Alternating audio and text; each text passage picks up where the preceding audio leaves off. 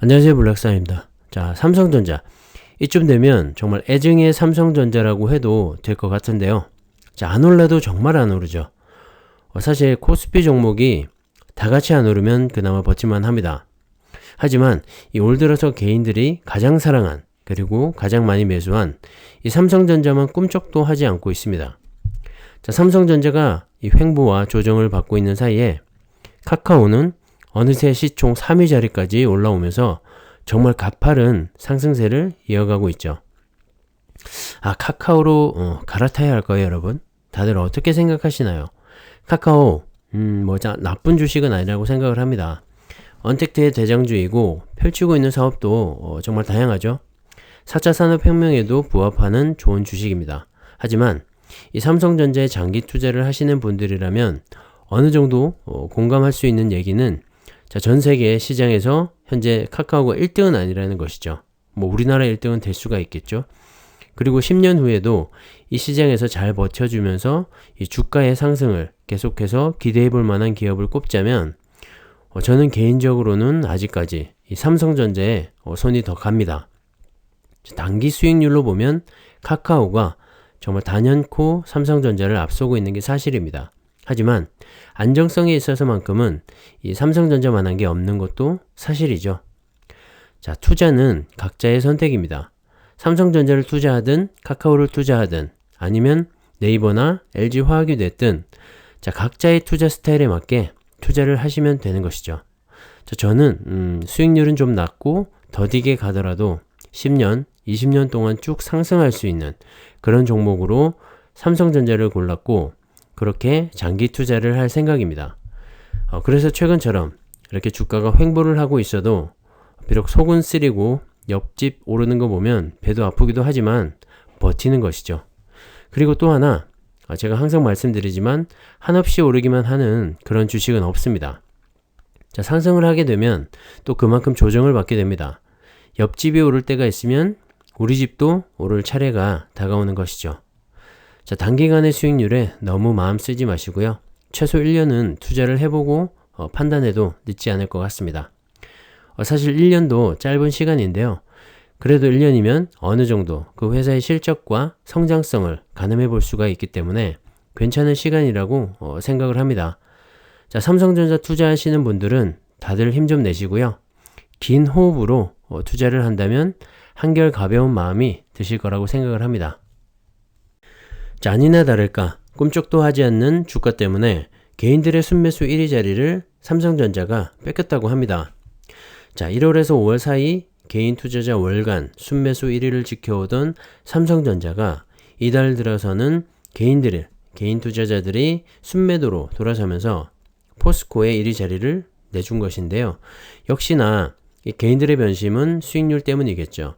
삼성전자에 장기 투자를 하려고 마음 먹고 들어왔지만 정말 꿈쩍도 하지 않는 이 삼성전자보다 훨씬 더 잘 나가는 그런 주식들을 보면 팔고 싶어지는 것이 사실이죠.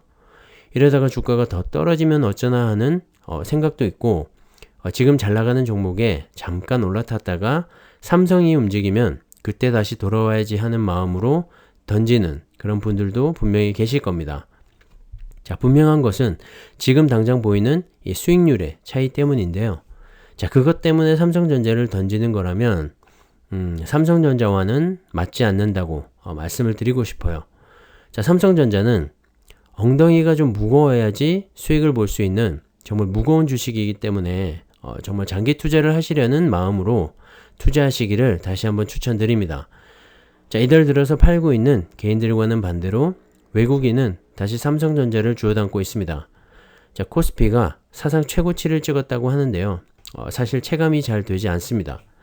자, 그 이유 중에 하나가 삼성전자를 비롯한 SK하이닉스, 현대차, LG화학 등 시총 상위의 대형주들이 움직이지 않고 있기 때문인데요. 자, 코스피가 이 한 차례 퀀덤 점프를 하려면 삼성전자의 주가 상승은 반드시 필요합니다. 개인적인 생각으로 시기는 점점 무르익어가고 있는 것 같습니다.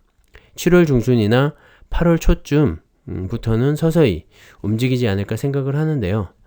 역시 이재용 부회장의 8.15 광복절 사면이 가장 중요할 것 같습니다. 자, 삼성의 모든 시간은 이재용 부회장의 구속과 함께 멈췄다고 해도 과언이 아니죠. 그 사이에 아무리 좋은 호재가 나와도 꿈쩍도 하지 않고 있는 삼성전자의 주가인데요. 투자 역시도 마찬가지죠. 지난번 미국에 방문했을 때도 구체적인 시기와 장소는 언급하지 않은 채 대략적인 투자 규모만 언급을 했었죠. 사실 그것도 대통령이 함께하고 한미정상회담의 압박에 의한 어쩔 수 없는 선택이었다는 생각도 드는데요. 체면치레는 해야 하니까 말이죠. 하지만 그 후로 이 미국 투자와 관련된 어떤 구체적인 이야기도 쏙 들어간 상황입니다. 조용하죠. 국내 투자도 마찬가지인데요. 대략적인 밑그림 정도만 그려놓은 느낌입니다. M&A도 마찬가지고요. 지금 삼성이 선택해야 할 가장 중요한 문제 중에 하나인데 이 기업 총수의 부재라는 이유로 하염없이 흘러가고만 있습니다. 자, 마치 삼성의 현재 주가처럼 말이죠.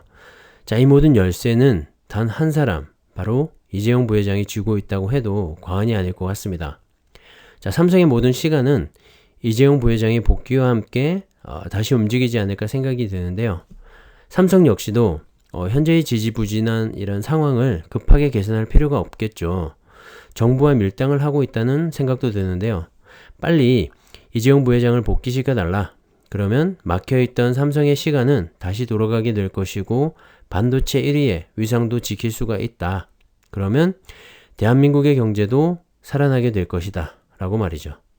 가능성이 없는 얘기는 아니죠.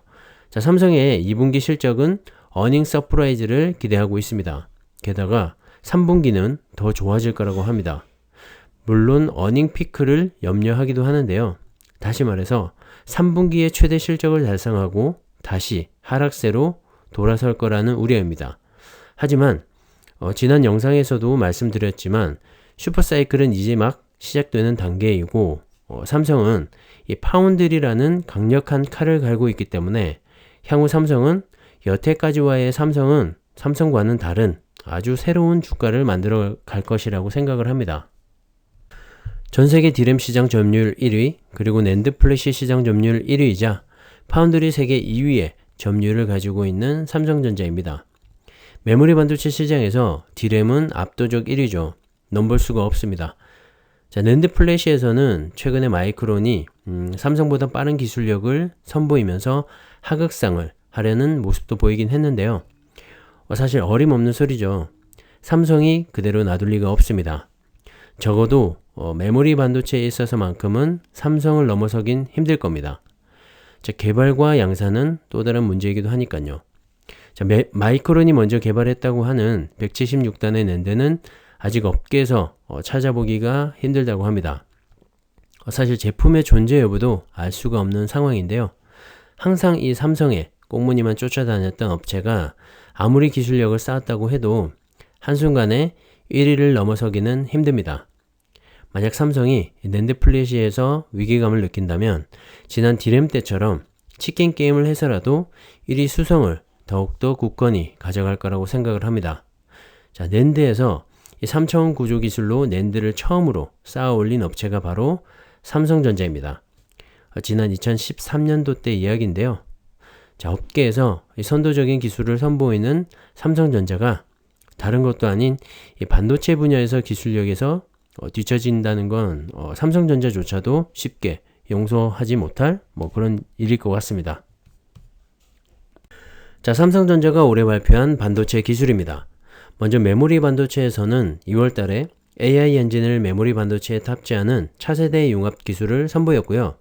3월에는 세계 최초로 메모리 반도체 공정에서 이 미세화에 따른 누설 전류를 막아서 고성능, 저전력을 동시에 구현한 차세대 디램 모듈을 개발을 했습니다. 그리고 5월에는 AI 머신러닝, 빅데이터 등 이 데이터 센터의 성능을 계산할 수 있는 대용량의 디램을 개발을 했죠. 그리고 이어서 6월에는 데이터 성격에 따라 구역별로 분류를 해서 저장할 수 있는 GNS 기술을 적용한 SSD를 출시하기도 했습니다. 자, 다음으로 시스템 반도체에서는 이 5나노 EUV 공정으로 성능을 대폭 향상시킨 차세대의 모바일 AP인 엑시노스 2100을 출시를 했고 업계 최초로 1억 800만 화소를 적용한 이미지 센서를 출시했습니다. 그리고 D램 모듈의 성능을 극대화하고 전력 사용을 최소화하는 전력관리 반도체도 공개를 했죠. 그리고 마지막으로 파운드리에서는 이 차세대 반도체 패키지 기술인 iCUBE4를 개발을 했고, 역시 차세대 8나노 RF 공정 기술도 개발을 했습니다. 자, 여기까지만 설명을 드려도 삼성이 기술 개발 분야에 엄청난 돈을 투자를 하고 있는지를 알 수가 있고, 왜 삼성이 이 초격차 1위를 이어갈 수 있는지를 알 수가 있을 것 같습니다. 자, 끊임없이 연구하고 개발하고 발전해 나가는 것이죠. 천천히 가지만 상승할 수밖에 없는 삼성전자입니다.